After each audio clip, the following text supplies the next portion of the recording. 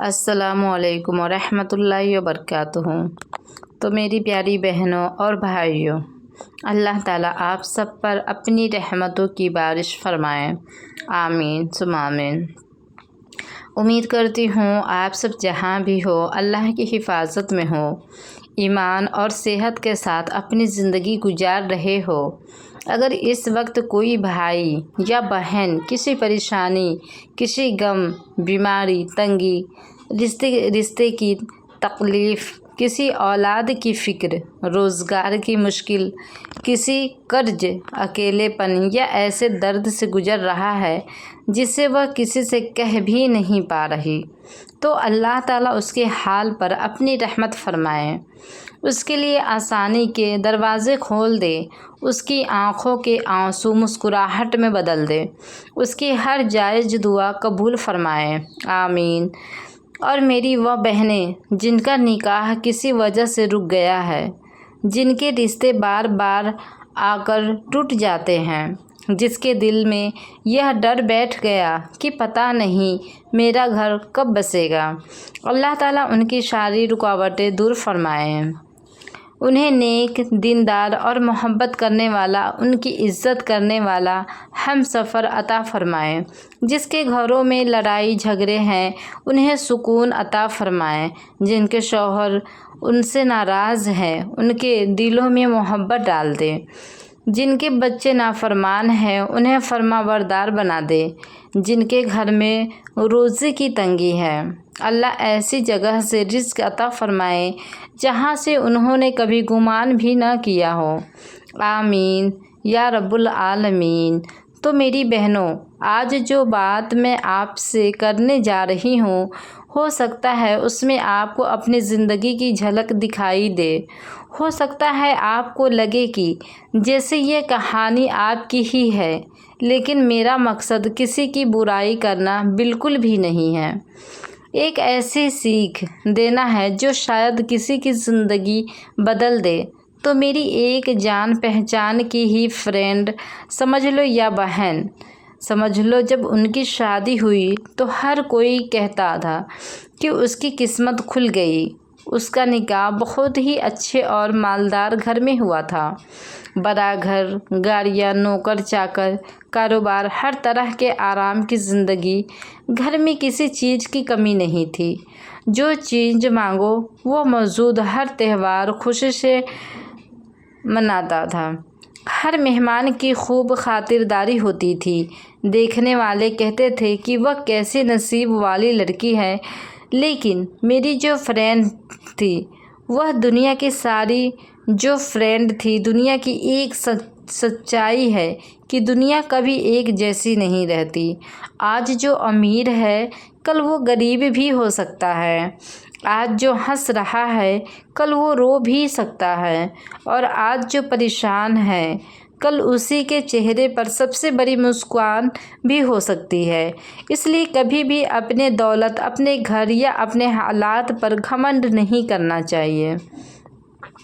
شادی کے لگ بھگ 1 سال بعد اچانک اس کے شوہر کاروبار میں بہت بڑا نقصان ہو گیا، لاکھوں کا گھاٹا ہوا، ادھار بڑھ گیا، لوگ پیسے مانگنے لگے، جن لوگوں نے پہلے عزت کی تھی وہی لوگ اب منہ پھیرنے لگے، ابھی یہی مصیبت ختم بھی نہیں ہوئی تھی کہ ایک اور امتحان آ گیا، اس کے شوہر کا بہت برا ایکسیڈنٹ ہو گیا، اس کے پیر میں ایسی چوٹ آئی کہ مہینوں تک ٹھیک سے چل بھی نہیں پا رہے، کاروبار تو پہلے ہی بند ہونے کے قرار پر تھا، جب کمانے والا انسان بستر پر آ گیا، سوچیے اس پر کیا گزرتی ہوں گی، جس گھر میں کبھی ہر چیز موجود تھی وہاں اب رسوئی میں راشن گن گن کر استعمال ہونے لگا، کبھی صبح کھانا بن جاتا لیکن شام کو یہ بھی پتہ نہیں ہوتا تھا کہ رات کا کھانا نصیب ہوگا بھی یا نہیں، بھائی نہیں ہوگا تو کبھی بچوں کی کوئی چھوٹی سی ضرورت بھی پوری نہیں کر پاتی تھی، تو اکیلے کمرے میں بیٹھ کر وہ خاموش روتی ہی رہتی تھی۔ ایک دن اس کا فون میرے پاس آیا۔ جیسے ہی میں نے السلام علیکم کہا، ادھر سے اس کی رونے کی آواز آنے لگی۔ میں نے کہا، کیا ہوا؟ سب ٹھیک ہے؟ تو وہ بولی، کچھ بھی ٹھیک نہیں ہے، میں تھک گئی ہوں، سمجھ نہیں آتا کیا کروں۔ کاروبار ختم ہو گیا، شوہر چل نہیں پا رہا، گھر کا خرچ نہیں چل رہا، لوگ طعنے دیتے ہیں، رشتہ دار دور ہو گئے ہیں، کوئی ہمارا درد سمجھنے والا ہی نہیں ہے۔ وہ لگاتار بولتی رہی، ایک کے بعد ایک اپنی ساری پریشانیاں سناتی رہی۔ میں چپ چاپ سنتی رہی۔ جب اس کی بات ختم ہوئی تو میں نے اس سے بہت پیار سے کہا کہ ایک بات پوچھوں؟ اس نے کہا، ہاں پوچھ۔ میں نے کہا، تم 5 وقت کی نماز پڑھتی ہو یا نہیں؟ تو کچھ دیر تو وہ خاموش رہی، پھر اس نے دھیرے سے کہا کہ نہیں، کبھی کبھی پڑھ لیتی ہوں، اکثر تو چھوٹ ہی جاتی ہے۔ تو میں نے اس کو کہا کہ استغفار کرتی ہو؟ اس نے کہا، نہیں۔ میں نے پوچھ کر قرآن کی تلاوت کرتی ہو؟ تو اس نے کہا، وقت ہی نہیں ملتا۔ میں نے اس سے کہا کہ بہن، لوگوں کو اپنا درد سنانے سے پہلے اپنے رب کے سامنے بیٹھو، اس سے رو کر مانگو، 5 وقت کی نماز کی پابندی شروع کرو، روز زیادہ سے زیادہ استغفار پڑھو، اگر ممکن ہو تو صبح بقرہ کی تلاوت اپنے گھر میں شروع کرو، اللہ سے امید رکھو اور ساتھ ہی روزی کے لیے جائز کوشش بھی جاری رکھو۔ اللہ کسی کی محنت اور دعا کو بیکار جانے نہیں دیتا۔ وہ بولی کہ ہاں، کل سے شروع کروں گی۔ میں نے کہا، کل نہیں، آج سے۔ لیکن میری بہنوں، یہی ہم سب بڑی غلطی کر دیتے ہیں۔ ہر نیک کام کے لیے کہتے ہیں کہ کل سے نماز، کل سے استغفار، کل سے قرآن، کل سے توبہ، کل سے۔ لیکن کیا کسی نے ہمیں یہ یقین دیا ہے کہ ہم کل تک زندہ رہیں گے؟ ہم پوری دنیا کے لیے وقت نکال لیتے ہیں، لیکن اب اپنے رب کے لیے نہیں۔ گھنٹوں فون پر اپنی تکلیفیں سناتے ہیں، لیکن سجدے میں 5 منٹ بھی نہیں بتاتے۔ لوگوں سے امید رکھتے ہیں، لیکن اللہ سے امید کم کر دیتے ہیں، اور پھر شکایتیں کرتے ہیں کہ ہماری دعا کیوں قبول نہیں ہو رہی۔ تو میری بہنوں، یاد رکھو، انسان دل کا بوجھ ہلکا کرنے کے لیے کسی بھروسے مند انسان سے بات کر سکتا ہے، لیکن اصلی فریاد، اصلی امید اور سب سے بڑی مدد اللہ سے ہی مانگنی چاہیے۔ وہی دلوں کا حال جانتا ہے، وہی راستے کھولنے والا ہے۔ تو اس دن ہماری بات وہیں ختم ہو گئی۔ میں نے سوچا شاید اب وہ اپنی زندگی بدل لے گی، لیکن اس نے بالکل بھی اپنی زندگی نہیں بدلی۔ شاید اس نے مطلب ہے نا، لوگوں سے تو رو رو کر وہ دعا مطلب باتیں کرتی تھی، لیکن اللہ سے اس نے نہ بالکل بھی نماز پڑھنا یا اللہ سے دعا مانگنا چھوڑ دیا۔ لیکن کچھ دن بعد پھر اس کا فون آیا۔ اس کی آواز پہلے سے بھی زیادہ بوجھی تھی۔ میں نے کہا کہ کیسی ہو؟ تو وہ بولی، کیا بتاؤں، حالات اور خراب ہو گئے۔ میں نے پوچھا، اچھا یہ بتاؤ، نماز شروع کر دی؟ تو بولی، نہیں، ابھی نہیں، بہت کام تھا۔ تو میں نے پوچھا، پھر استغفار؟ وہ بولی، نہیں، بھول گئی۔ تو میں نے کہا، سورہ بقرہ کے؟ وہ بولی، ابھی تک نہیں پڑھ پائی۔